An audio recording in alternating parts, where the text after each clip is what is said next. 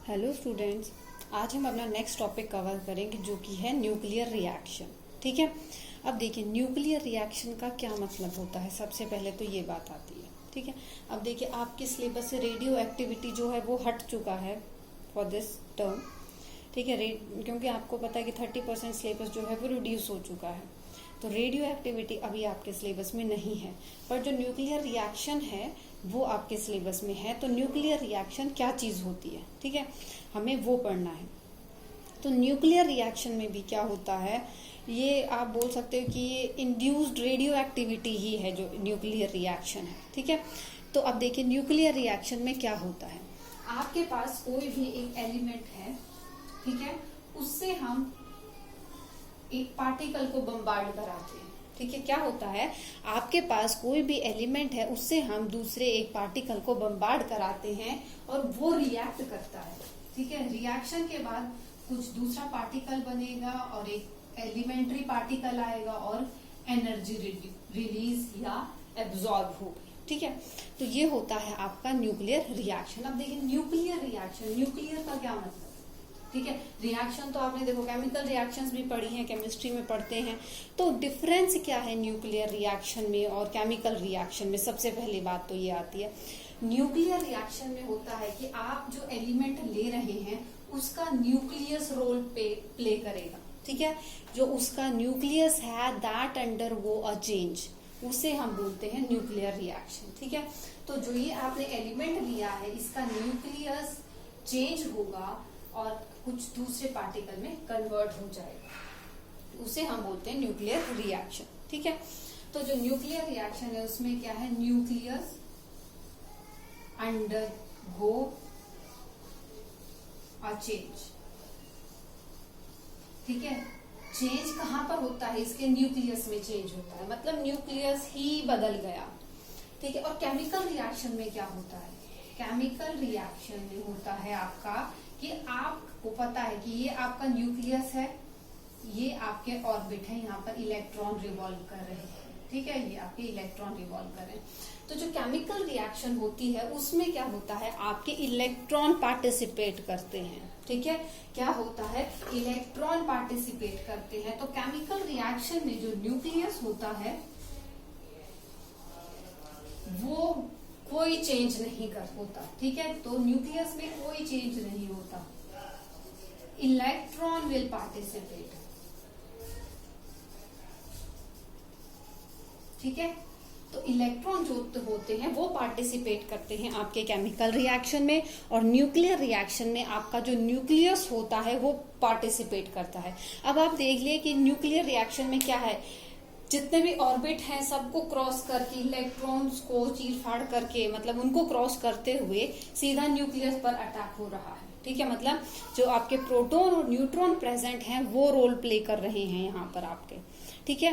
तो वो होता है हमारा क्या, न्यूक्लियर रिएक्शन। क्लियर। तो देखिए न्यूक्लियर रिएक्शन में जो होता है आपका एक टारगेट पार्टिकल होता है या टारगेट एलिमेंट होता है, दूसरा हमारा होता है स्ट्राइकिंग पार्टिकल या बम्बार्डिंग पार्टिकल। वो दोनों क्या करते हैं, आपस में रिएक्ट करते हैं। ठीक है। क्या करते हैं, वो दोनों आपस में रिएक्ट करते हैं। तो आपका जो है सपोज ये ए जो है वो आपका टारगेट पार्टिकल है, A is your target particle, plus इसको हम रिएक्ट कराएंगे, कोई भी हमारा हो सकता है बम्बार्डिंग पार्टिकल। ठीक है। बम्बार्डिंग पार्टिकल मतलब कि हम जो है न्यूक्लियर रिएक्शन में आपका अल्फा पार्टिकल हो सकता है, न्यूट्रॉन हो सकता है, आप कुछ भी मतलब को आपका गामा रेज हो सकती हैं। तो वो क्या करते हैं, वो रिएक्ट करते हैं आपके टारगेट पार्टिकल से। ठीक है। तो जो आपका टारगेट पार्टिकल है इससे हम बम्बार्ड कराते हैं क्या, कोई भी आपका बम्बार्डिंग पार्टिकल।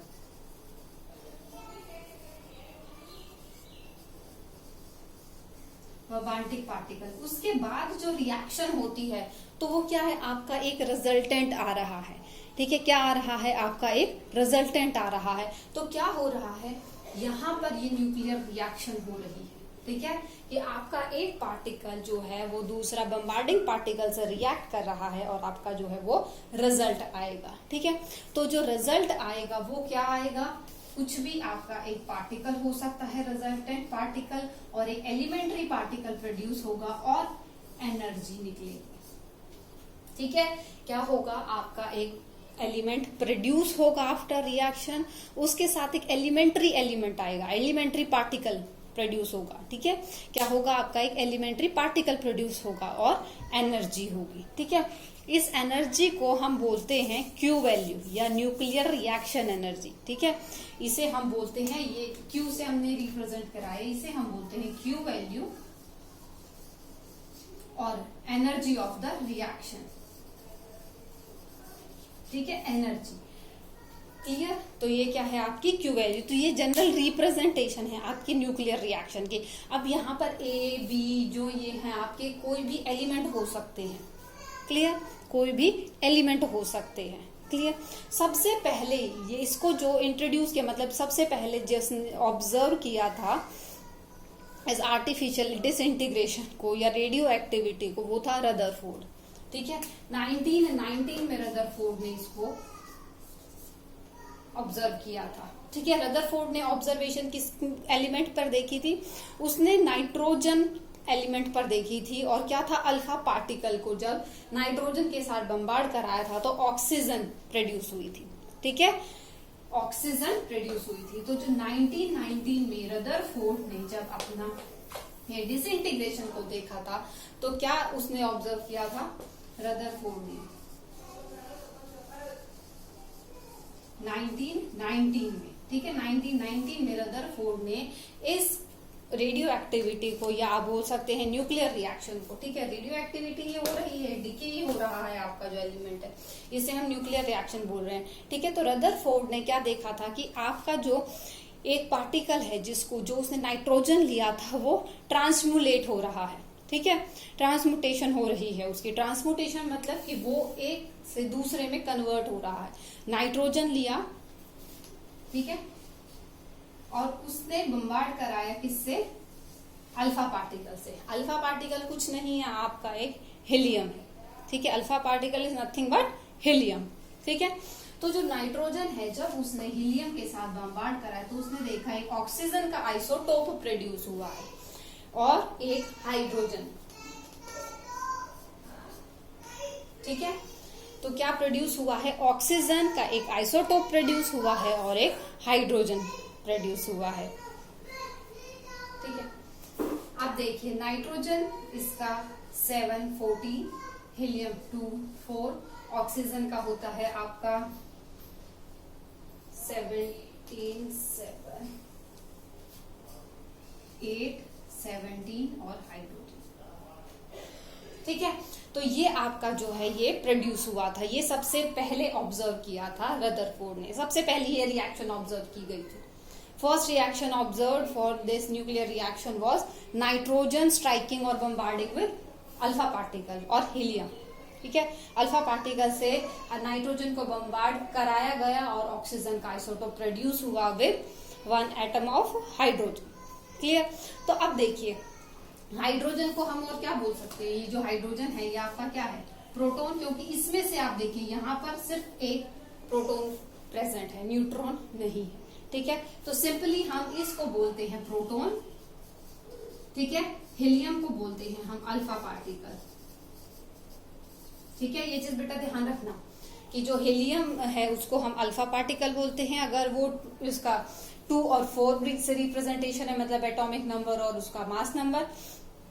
और प्रोटॉन होता है हाइड्रोजन का वो एलिमेंट एटम जिसमें हमारा सिर्फ प्रोटॉन एक प्रेजेंट है। ठीक है, इसमें कोई भी आपका न्यूट्रॉन प्रेजेंट नहीं है, तो इसे हम बोलते हैं क्या, प्रोटॉन। क्लियर, तो उसने ये ऑब्जर्व किया था, वो ये फर्स्ट आर्टिफिशियल न्यूक्लियर ट्रांसफॉर्मेशन थी। ठीक है, this was the first nuclear artificial transformation और उसी को हम बोलते हैं न्यूक्लियर रिएक्शन। अब देख लिए यहाँ पे न्यूक्लियस किसका था, नाइट्रोजन का न्यूक्लियस था, वो किस में चेंज हो गया, ऑक्सीजन में, मतलब नाइट्रोजन से ऑक्सीजन प्रोड्यूस हुई है। ठीक है, तो क्या हो गया, इसका न्यूक्लियस चेंज हुआ होगा, क्योंकि न्यूक्लियस में क्या होता है, नंबर ऑफ प्रोटॉन और नंबर ऑफ न्यूट्रॉन्स होते हैं। तो रिएक्शन के बाद क्या देखा गया कि नंबर ऑफ प्रोटॉन न्यूट्रॉन जो है वो जो न्यूक्लियस फॉर्म था वो न्यूक्लियस ही चेंज हो गया।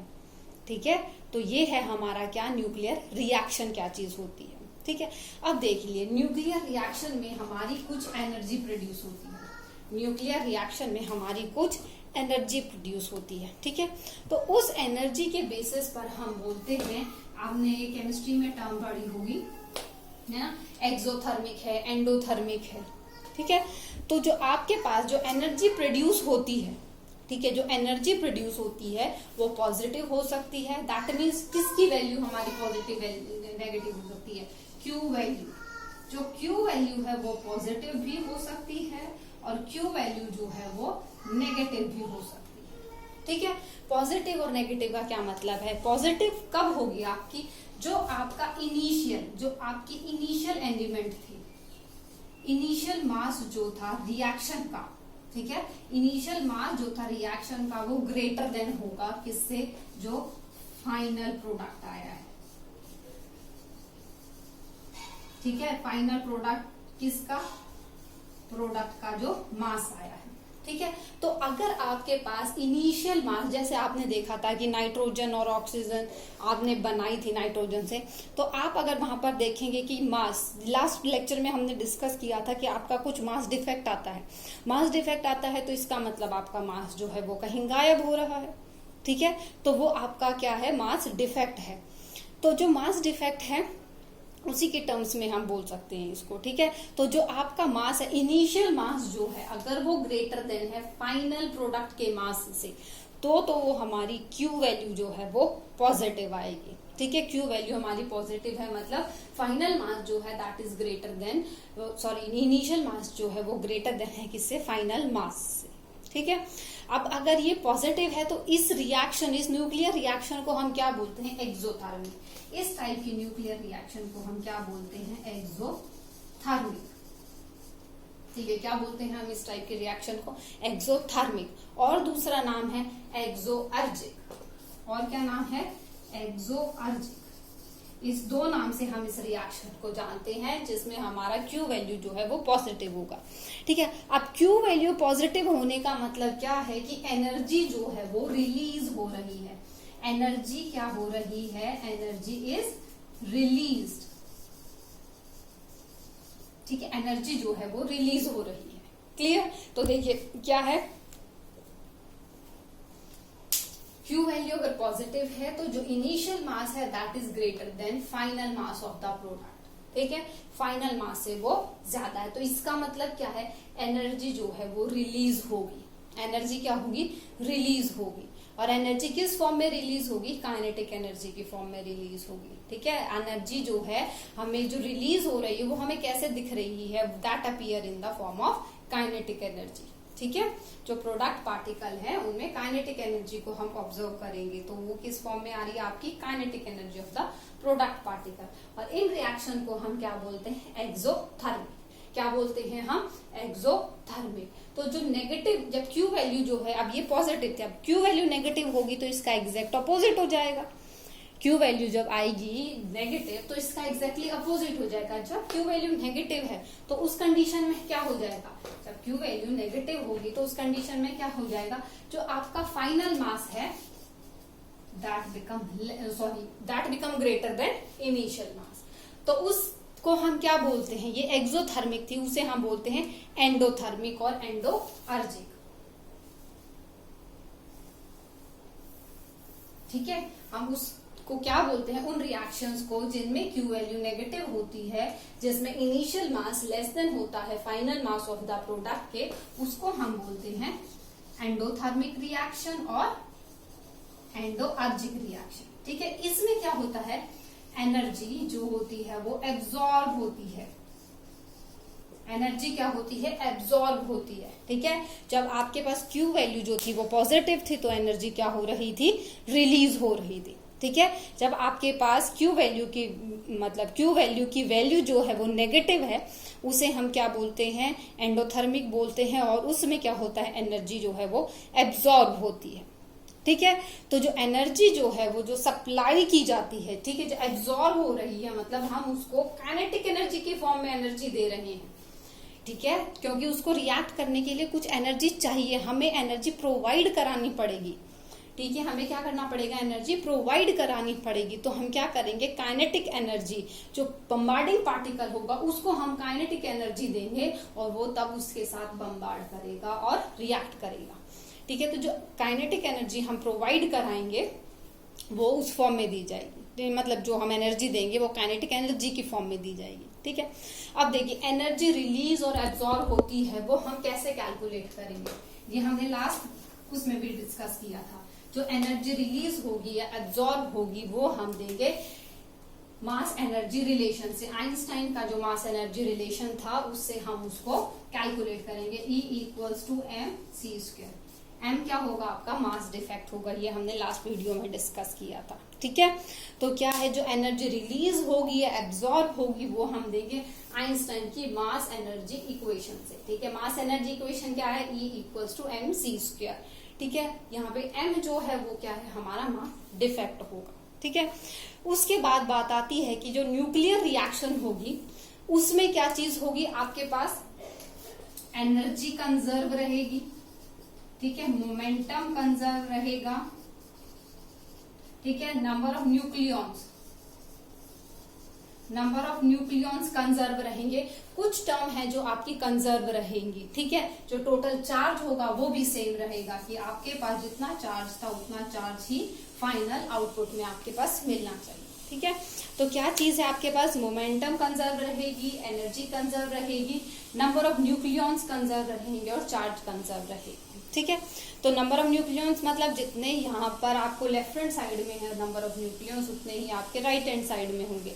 जितने आपके राइट मतलब लेफ्ट हैंड साइड में जो मतलब जो आप रिएक्ट करा रहे हैं, after reaction you get equal number of nucleons.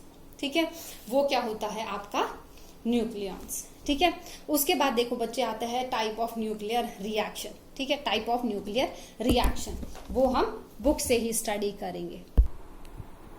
देखो जो टाइप ऑफ न्यूक्लियर रिएक्शन है that we will study from book. ठीक है, अब आप देखिए जो न्यूक्लियर रिएक्शन है उसमें आपके पास रिएक्ट के लिए, ठीक है, एक तो आपका पार्टिकल होगा, दूसरा आपका जो बम्बार्डिंग पार्टिकल है वो क्या हो सकता है, अल्फा पार्टिकल हो सकता है, प्रोटॉन हो सकते हैं, ड्यूटेरॉन हो सकते हैं, न्यूट्रॉन हो सकते हैं।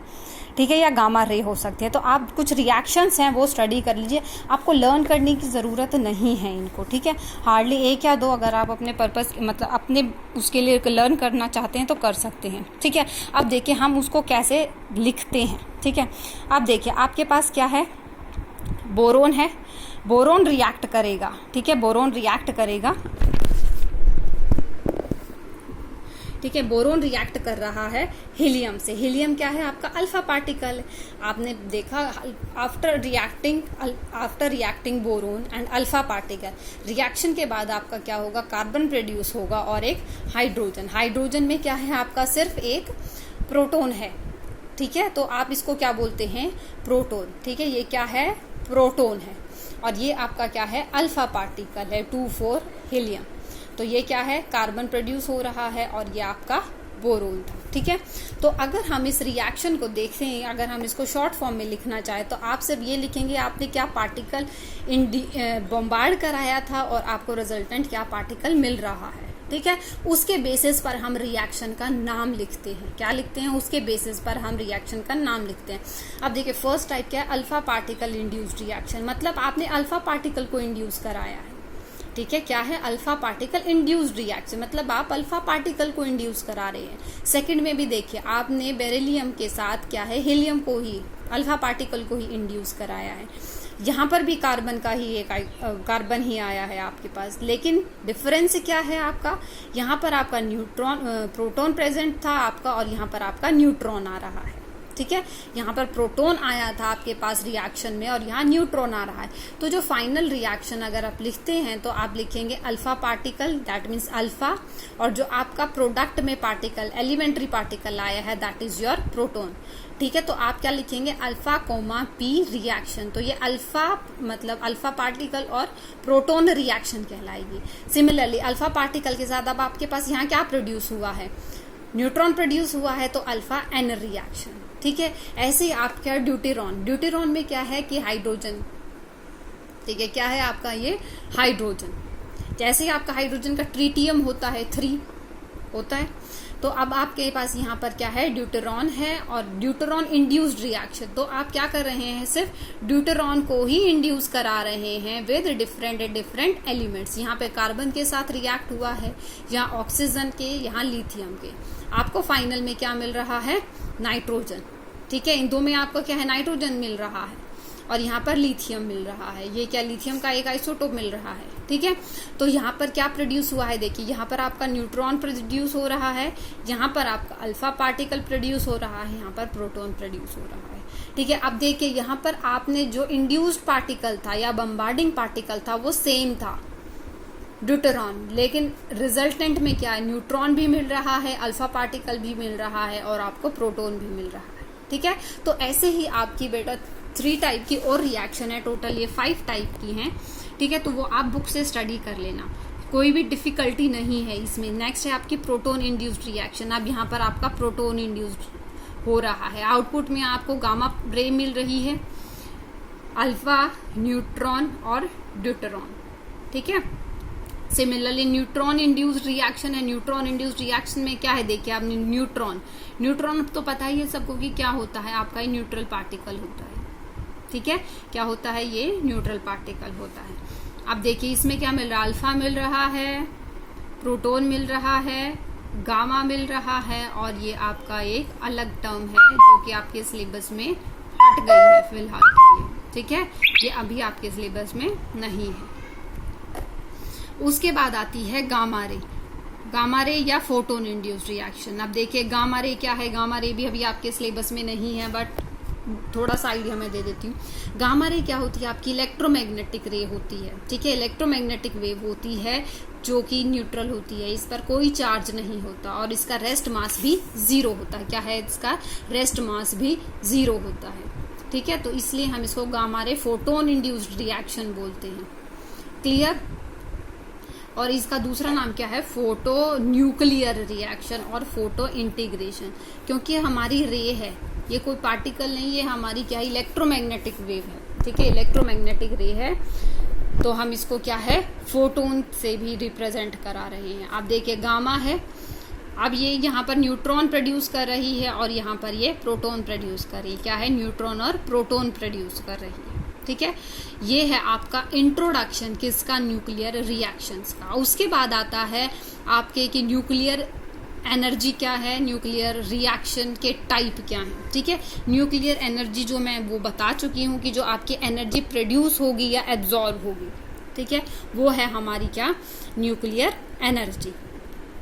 अब वो हम किस बेसिस पर करते हैं, बाइंडिंग एनर्जी पर न्यूक्लियॉन, वो हमें स्टडी नहीं करना, वो भी आपके सिलेबस से ऑमिट हो चुका है। ठीक है, तो हमें न्यूक्लियर एनर्जी इतना डिटेल में नहीं पढ़ना है। आप नेक्स्ट में हम करेंगे टाइप ऑफ रिएक्शन। ठीक है, टाइप ऑफ रिएक्शन आपके पास 2 टाइप की रिएक्शंस हैं, न्यूक्लियर फिजन रिएक्शन और न्यूक्लियर फ्यूजन रिएक्शन। ठीक है, उसके बारे में हम अपने नेक्स्ट वीडियो में डिस्कस करेंगे 1 बाय 1। पहले हम न्यूक्लियर फिजन को डिस्कस करेंगे और उसके बाद हम न्यूक्लियर फ्यूजन को डिस्कस करेंगे। ठीक है, तो this is all for today's lecture बेटा। नेक्स्ट वीडियो में हम अपना न्यूक्लियर फिजन करेंगे और उससे नेक्स्ट में हम, और हो सका तो हम नहीं, उससे नेक्स्ट में 2 लेक्चर में आपका फिजन कंप्लीट हो जाएगा, क्योंकि एक में हम सिंपल फिजन पढ़ेंगे, उसके बाद हम उसका न्यूक्लियर रिएक्टर पढ़ेंगे। तो 2 लेक्चर्स में आपका फिजन कंप्लीट हो जाएगा।